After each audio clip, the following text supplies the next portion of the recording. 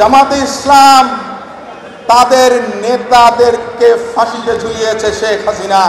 জামাতের বোধোদয় হওয়া উচিত, ভুল বারবার করবেন না। কোন নেতাকে বাঁচাতে পারেন নাই আপনারা।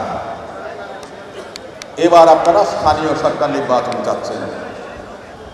স্থানীয় সরকার নির্বাচন হলে যেটা হবে, পতিত স্বৈরাচারের সকল দোসররা এলাকায় এলাকায় প্রতিষ্ঠিত হবে।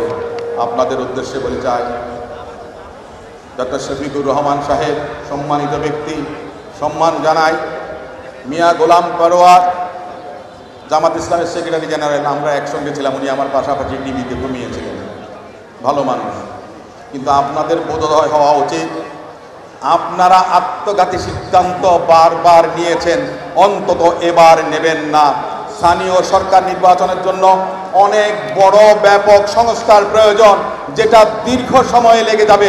সেই জন্য সংস্কার করার জন্য, আইন প্রণয়ন করার জন্য, জনপ্রতিনিধিদেরকে নির্বাচিত করার জন্য জাতীয় সংসদ নির্বাচন সবার আগে হওয়া উচিত।